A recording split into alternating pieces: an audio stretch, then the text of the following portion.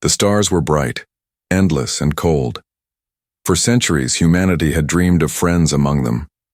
When humans built faster ships and sent signals, they believed the galaxy would welcome them. They believed other civilizations would hear their call and answer with kindness. But when the real test came, the stars gave only silence. It began with a shadow. Strange readings were first found near the edge of the solar system. At first, scientists thought it was just another asteroid, a giant rock moving through space. But then the signals changed. The object moved too fast, too direct. It was no rock. It was a ship, and not just one ship. Behind it came more, an entire fleet. The first pictures shocked the world. The alien vessels were enormous, cities floating, in space, glowing with strange energy. Humanity had never seen anything like it. And yet, when Earth's leaders sent out messages to the galaxy, begging for help, no one answered. For years, humans had listened to alien signals. They knew other species lived in the galaxy. Some voices had been friendly, some distant, some even cold. But when danger came, all voices vanished.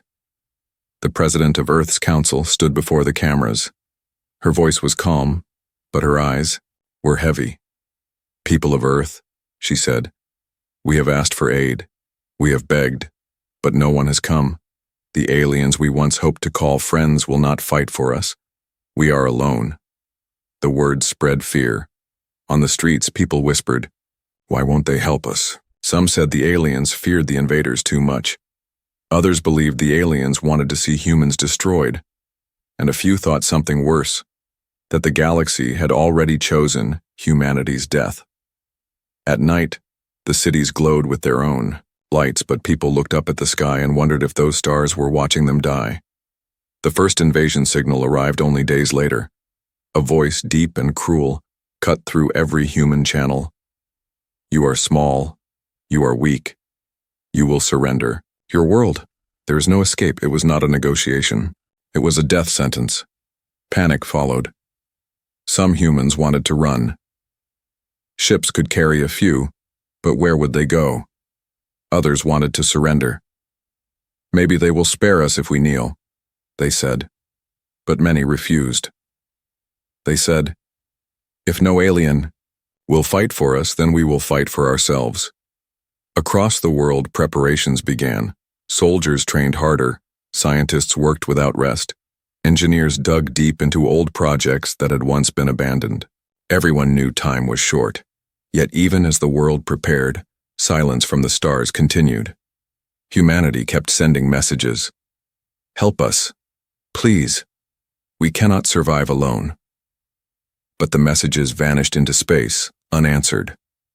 In the great observatories, scientists watched the alien fleet moving closer. They counted the ships. 100, then 200, then more. The number was too high. Humanity's defenses looked small in comparison. One young scientist whispered to herself, "This is not an invasion. This is an extermination." Still, humanity did not stop. On the oceans, great ships became war machines. In the skies, planes were redesigned into space fighters. On the ground, factories burned day and night, building weapons, armor, and shields. Children carried water to workers. Elders gave stories of courage to the young. The whole world became one army. But inside every heart lived the same question: why has no one come? In a secret meeting room, Earth's leaders asked the same. One old general slammed his fist on the table. "We have traded with them," he said. "We have shared knowledge, medicine, even art. And now, when death comes, they hide like cowards." Another leader shook her head. "No, it is not cowardice. It is fear. If these invaders can destroy us, they can destroy anyone." The others stay silent because they hope not to be noticed. The room went quiet. Humanity had been left as the shield, standing alone between the invaders and the rest of the galaxy. As days passed, more enemy signals came. Their voices were cruel, mocking. "We will break your world. We will burn your seas. Your sky will turn black." Human children cried when they heard the voices. Parents held them close, promising safety, though their own eyes were filled with fear. But slowly, fear began to turn into something else. Anger. Humans began to whisper new words. If no one will stand with us, then we will stand for ourselves. If no alien will help, then we will help each other. In dark hours, people lit candles on windows, small lights against the night, showing that humanity had not yet given up. And then came the last unanswered signal. A great transmission, sent, with all the power of Earth's machines echoing into the galaxy. To every race among the stars, and you have heard our call. You know what comes, but you stay silent. Remember this. Humanity will not kneel. We will fight. We will bleed. We will stand. And if we fall, know that we fell as warriors, not slaves. The message ended. For a long moment there was hope. Maybe someone would answer. Maybe a friend would arrive. But the stars stayed silent. In the silence, humanity found its answer. If the galaxy would not save them, then they would save themselves. The people of Earth looked to the sky. The enemy fleet grew closer, brighter, larger. But behind their fear, something fierce began to burn. Courage. For in the silence of the stars, humanity had heard the truth. They were alone. And because they were alone, they had no choice but to become strong. The shadow moved nearer. The war was coming, and humanity would be ready. The silence of the stars still echoed in every human heart. The galaxy had turned its back, and the shadow of the invaders grew closer with each passing day. But instead of breaking, humanity began to move. The storm was coming, and they would not wait for death. The world unites on Earth. The old divisions fell apart. Nations that had once fought each other shook hands. Old enemies became allies because survival demanded unity.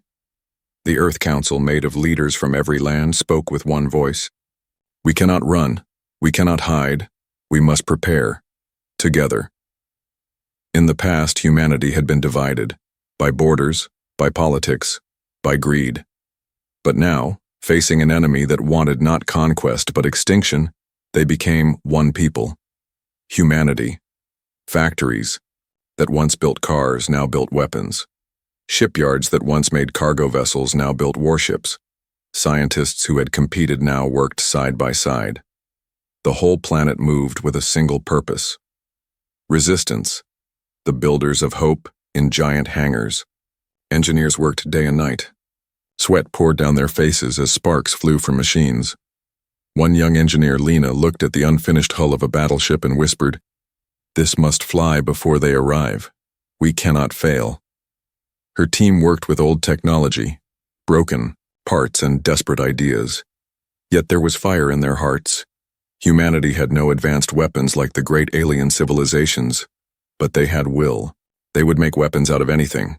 On the seas, giant submarines were turned into missile carriers. In the skies, passenger planes were rebuilt as long-range bombers. Even in space, half-finished research stations were transformed into fortresses. Everywhere, humanity built not just machines, but hope.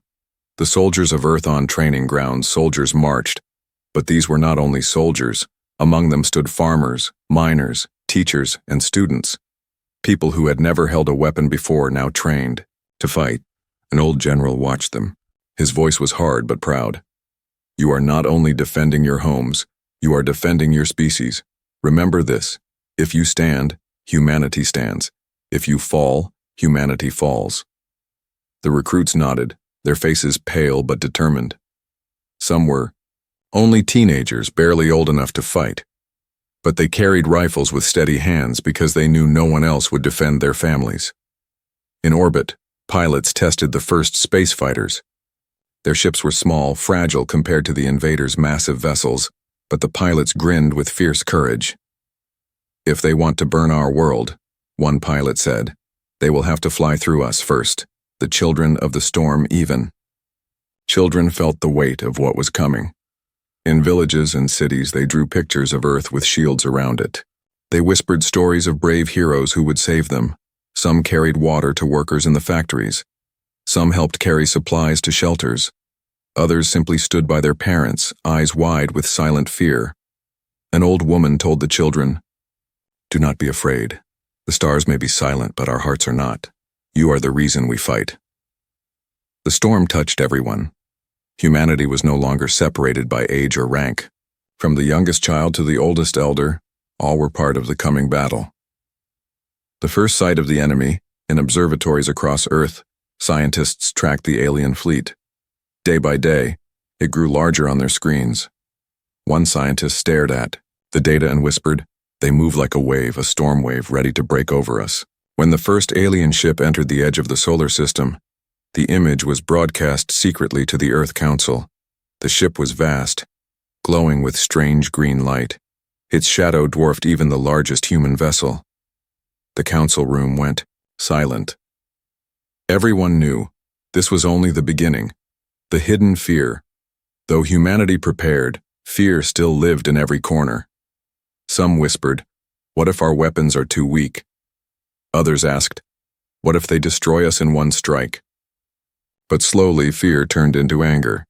People remembered the silence of the stars. They remembered how no alien came to help, how the galaxy had abandoned them. And in that memory, they found strength. "If no one will shield us," a worker shouted, in a factory, "then we will be our own shield." His words spread like fire. The last message of Earth, as preparations reached their peak, the Earth Council sent one final signal into the galaxy. This time, it was not a plea for help. "To those who hear us, you chose silence. But know this: humanity will not be silent. When the invaders come, we will rise. If we survive, remember us. If we fall, remember how we fought." The signal went out. Again the stars answered with nothing. But this time, humanity no longer cared. They had found their strength not in the stars, but in themselves. The dawn before battle, as the alien fleet drew nearer, Earth's skies filled with human ships. Massive carriers, small fighters, and fragile prototypes, all ready for war. The seas bristled with submarines and warships. Cities glowed with shields and defenses. On one quiet morning, a soldier looked up at the sky. The sun rose over the horizon, painting the clouds red and gold. "It is beautiful," he whispered. "Maybe the last sunrise I will ever see, but I will fight so that others can see many more." The storm was almost here, and then the first alien signal broke across the human networks. "You prepare. You resist. But you are only delaying your end. We are coming." The soldiers listened, but they did not tremble. The people listened, but they did not cry. For the storm was coming, and humanity was ready to meet it. The invaders came at last. For weeks, the people of Earth had watched the dark shapes moving closer. Now they were no longer dots on a screen. They were giants filling the sky with shadows. The first alien fleet entered the solar system like a storm of fire. Their ships were black, sharp, glowing with green energy. Each one was larger than a human city. Some were so massive they looked like floating continents, swallowing the stars behind them. The silence of the galaxy ended with a single voice. "People of Earth, you are nothing. You will burn." The call to arms, the Earth Council sent out a single command: "All forces, engage." Across the planet, alarms screamed. Pilots rushed to their fighters. Soldiers filled defense stations. In space, Earth's fleet, fragile compared to the enemy, moved forward. They were small ships, many of them built in desperation. But each carried the courage of millions. Inside one carrier, Captain Aaron stood before his crew. His voice was steady. "We fight for Earth. We fight for our families. Remember, we are not alone. We are each other's shield." His words spread through the comms. Fear turned into fire. The first shots. The battle began near the orbit of Mars. Humanity's ships formed lines, ready to block the invaders. Fire. Thousands of missiles launched into the dark. Energy beams cut across space, flashing like lightning. For the first time, human weapons struck alien metal. One invader ship exploded, burning bright before shattering into fragments. For a brief moment, cheers filled human radios. They had destroyed something that was thought untouchable, But the invaders did not slow. They answered with fire so powerful it blinded sensors. A single green beam cut through 5 human ships in one strike. Another beam destroyed a carrier, its thousands of crew gone in silence. The sky became a storm of light and death. The courage of the few human pilots fought like wolves against lions. Their ships were tiny, fragile, but they swarmed, in packs darting between enemy fire. One pilot, Juno, flew her fighter straight into the heart of an enemy cruiser. Her ship was burning, alarms screaming. She whispered, "For Earth," and rammed into the alien vessel. The explosion tore the cruiser apart. Her sacrifice was seen by thousands. It gave strength to others. "For Earth," became the cry of battle. The fear on Earth on the ground. People watched the battle through broadcasts. Families huddled in shelters. Children clutched their parents' hands. Each explosion in the sky made hearts stop. In one city, the power went out as alien fire brushed the atmosphere. People sat in the dark listening to distant thunder from above. An old man whispered, "They are fighting for us. Every second they hold is a second of life." The enemy's true plan. As the battle raged, humanity learned the truth. The invaders were not here to rule. They were here to erase.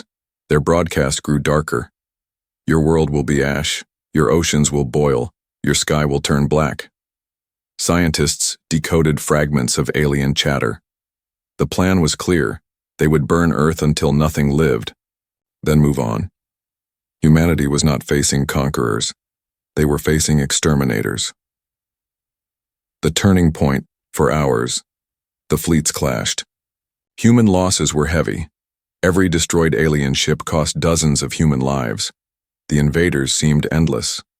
Then the flagship of Earth's fleet was struck. The Titan, the pride of humanity, took a direct hit. Fire tore through its hull. Thousands screamed as the ship began to break apart. Captain Aaron's voice came over the comms, heavy but unbroken. "Even if we fall, do not stop fighting. Humanity must live." His words echoed across the fleet as the Titan exploded, a giant ball of fire lighting up the void. Silence filled the radios. Many thought it was the end, the last push. But something happened then. The smaller ships, those fragile fighters, refused to retreat. "We are still here," a pilot shouted. "We will not run." One by one, ships that should have fled turned back, damaged, burning, almost destroyed, but still fighting. They swarmed the alien fleet again like sparks against a storm. They could not win, but they could hold. On Earth, people watching felt tears in their eyes. They saw courage greater than fear. They saw humanity's heart burning brighter than alien fire. The cliffhanger. The battle raged into the night. By dawn, Earth's fleet was nearly broken. Cities across the planet braced for attack. Then a new signal shook every channel. "We have tested your strength," the alien voice said. "You fight harder than expected. But know this. You cannot stop what comes next. We will burn your planet. We will erase your kind." On the screens, the invaders' largest ship moved forward. A massive fortress larger than any seen before. Its weapons glowed, preparing for a strike that could shatter Earth's defenses in one blow. The people of Earth held their breath. Soldiers gripped their weapons. Pilots stared at their failing ships. The first clash was over. Humanity had fought, with fire and blood, but the storm was only beginning, and the darkest hour was yet to come. The first clash had left Earth wounded. Ships burned, cities shook, and millions cried in silence. Yet humanity did not kneel. The invaders believed the battle was over. They thought humans would surrender after such loss. But they were wrong. Humanity was only preparing for its greatest. Stand the fire that would not die across the world. Survivors buried their dead and returned to work. Factories that had been destroyed were rebuilt with bare hands. Families shared food with soldiers and engineers. Children wrote letters to pilots saying, "Come back alive. We believe in you." The Earth Council gathered once more. Some leaders wanted to retreat, to save what little remained. But an old general stood, voice hard as iron. "No. If we retreat, there will be nothing left. This is the wall. Here we make our stand. Humanity fights here, or humanity dies here." No one argued. The decision was made. Humanity would fight, to the last breath. The secret weapon. For years, hidden in deep underground labs, scientists had worked on something impossible. A defense beyond missiles, beyond ships. A shield. It was called Aegis, the shield of Earth. It was not ready. It was dangerous, unstable, and untested. But time had run out. In a massive chamber beneath the mountains, glowing towers hummed with power. Scientists whispered to each other, "If it fails, it will burn half the planet. But if it works..." They looked up, imagining a dome of light protecting their world. The order came from the Earth Council. Activate Aegis. Humanity has no other choice. The last gathering. Every soldier, every pilot, every ship was called back. Humanity's last fleet assembled above Earth, scarred but not broken. One soldier looked at his reflection in his cracked helmet. His hands shook, but his eyes burned. "We may not see tomorrow," he said to his squad. "But tonight the galaxy will know." Humanity did not bow. Pilots painted names of their families on their ships.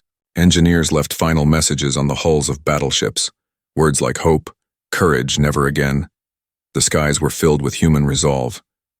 On the ground, people gathered in shelters, not with fear but with pride. They whispered prayers, not for survival, but for strength. The invasion begins, then the invaders came. Their largest ship, a fortress the size of a moon, moved into Earth's orbit. Its weapons glowed like dying stars preparing to strike. The alien voice returned, cold and final. "Your fight is meaningless. Kneel, and we may leave some of you alive." Human radios crackled. A single pilot answered, "We are not kneeling. If you want Earth, come and take it." The battle began. The last stand. The skies lit with fire. Human ships charged head-on, missiles roaring. Alien beams cut through them, tearing holes in the fleet. Still they fought, wave after wave, refusing to retreat. On the ground, cities shook as fragments of burning ships fell like meteors. People did not scream. They raised their fists, shouting into the sky, "Fight! Fight for us!" One battleship, broken and aflame, rammed itself into an alien cruiser, detonating its entire reactor. The explosion lit space like a sun. The invaders laughed. "You waste your lives." But the humans kept fighting. Not for victory, but for every second, every heartbeat. The shield awakens at the edge of collapse. The order came. Activate Aegis. Deep beneath the mountains, the giant towers roared. Energy surged through the earth. The ground shook, oceans boiled at their edges, and the sky split with light. And then it happened. A dome of brilliant blue fire rose around the planet. The invaders fired their weapons, beams of green death crashing into the shield. But the shield held. For the first time, humanity was not only fighting, they were protected. Cheers filled the radios. Children pointed to the sky, shouting, "The shield! The shield is real!" The price of power, but power has a cost. Inside the control room, scientists screamed as the machines overheated. "We cannot hold this for long. The reactors are burning. Too fast." They looked at each other. Someone had to stay behind to keep the shield alive, to sacrifice themselves for the world. A young scientist pressed her hand to the console. Tell them humanity is stronger than they know." She smiled once before the chamber filled with fire. The shield held because of her. The enemies raged, the invaders were furious. Their beams had failed. Their weapons could not break the shield. "Impossible," the alien voice thundered. "You are insects. You cannot resist us." But the insects had teeth, and they were not afraid anymore. Humanity had become more than prey. Humanity had become the wall between the galaxy and destruction. The shield of Earth burned bright against the dark. For the first time, humanity had stopped the invaders. Beams of green death struck again and again, but the dome of blue fire held strong. Across the world, people cheered. In shelters, in ruined cities, in bunkers deep underground, they raised their voices. "We are still alive. We are still here." But the battle was not finished. The invaders had not come to be resisted. They had come to erase. The fortress awakens high above the planet. The enemy's largest ship loomed. A fortress so vast it looked like a second moon. At its core, energy gathered into a black sphere pulsing with terrible power. In every human command center, alarms screamed. Scientists shouted, "This is no weapon we have seen before. If it fires, the shield will not hold." The Earth Council listened in silence. They knew the truth. Aegis was strong, but it was not infinite. Humanity had only bought time. The spark of defiance, in orbit, what remained of the human fleet, circled the shield. Their ships were cracked, scorched, many barely flying. But not a single pilot retreated. On her comm, Commander Lyra spoke with steady fire. "We cannot wait for death. If we stand here, the shield will break. We must strike first." Her words spread across the fleet. Broken ships, with little left to give, turned their noses toward the fortress. One pilot laughed through blood.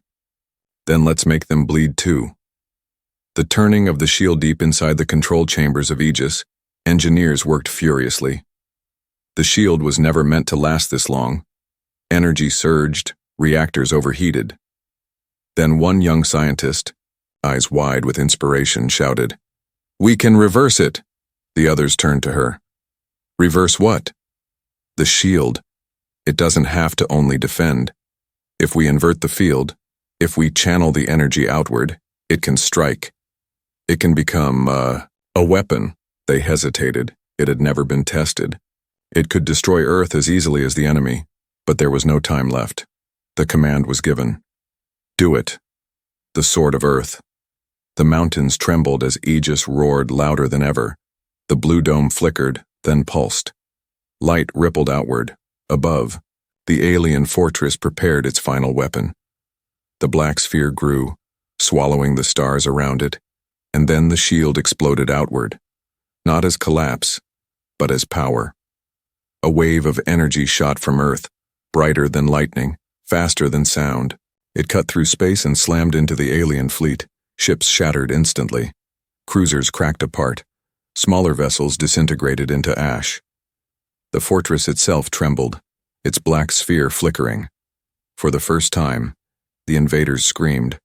The counterattack, the human fleet, watching the impossible happen, charged with new fire. Missiles streaked across space. Fighters, burning and broken, rammed into enemy ships with last-breath bravery. Every surviving human vessel became a dagger. Commander Lyra's voice roared over comms. "We are the sword of Earth. Strike with all you have." And they did. One crippled battleship, engines failing, dove straight into the fortress's side. The explosion tore a hole in its armor. Through the breach, the Aegis wave struck again, burning deeper into the heart of the enemy. The fall of the fortress. The alien voice returned, no longer calm but broken. "This is not possible. You are only humans." But humanity had already answered, not with words but with fire. The fortress's black sphere collapsed. Energy twisted, imploded, and then erupted outward in a storm of destruction. The sky lit with a second sun as the fortress exploded, fragments scattering into the void. The remaining alien ships saw the destruction of their leader and turned to flee. Once mighty, they now ran in fear. The silence after fire. The battle ended with quiet. Human ships floated, broken and burning but victorious. Earth glowed beneath the shattered sky, still alive. On the ground, people wept and embraced. In shelters, children shouted, "We won, we are safe." But it was not joy alone, it was something deeper. Pride, because humanity had stood alone.